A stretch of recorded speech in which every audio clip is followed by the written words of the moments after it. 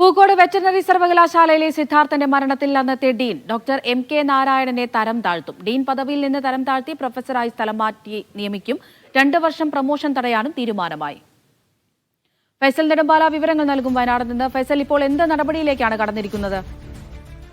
അമൃത, ഈ പൂക്കോട് വെറ്റിനറി സർവകലാശാലയെ സിദ്ധാർത്ഥന്റെ മരണവുമായി ബന്ധപ്പെട്ടുകൊണ്ട് അന്വേഷണ കമ്മീഷൻ നടത്തിയ അന്വേഷണത്തിലാണ് ഇപ്പോൾ അന്നത്തെ ഡീനായിരുന്ന MK നാരായണനും അതുപോലെ അസിസ്റ്റന്റ് വാർഡൻ ഡോക്ടർ കാന്തനാഥനും കുറ്റക്കാരനാണെന്ന് കണ്ടെത്തിയത്. ഇതിനെ തുടർന്ന് ഇവർക്കെതിരെ വകുപ്പ് തല നടപടി വേണമെന്നുള്ള ശുപാർശയും ഉണ്ടായിരുന്നു. ഇന്ന് പൂക്കോട് സർവകലാശാല ക്യാമ്പസിൽ ചേർന്ന ബോർഡ് ഓഫ് മാനേജ്മെന്റിന്റേതാണ് ഈ ഒരു വകുപ്പ് തല തീരുമാനം വന്നിരിക്കുന്നത്. അന്നത്തെ ഡീനായിരുന്ന നാരായണനെ തരം താഴ്ത്തും. ഡീൻ പദവിയിൽ നിന്ന് തരം താഴ്ത്തി പ്രൊഫസറായി സ്ഥലം മാറ്റി നിയമിക്കാനാണ് തീരുമാനം. അസിസ്റ്റന്റ് വാർഡനായിട്ടുള്ള ഡോക്ടർ കാന്തനാഥനും സ്ഥലം മാറ്റമുണ്ടാകും. 2 വർഷത്തെ പ്രൊമോഷൻ തടയാനും ഇപ്പോൾ തീരുമാനമായിട്ടുണ്ട്. ഈ തീരുമാനം ഉടൻ തന്നെ ഹൈക്കോടതിയെ അറിയിക്കും. അമൃത.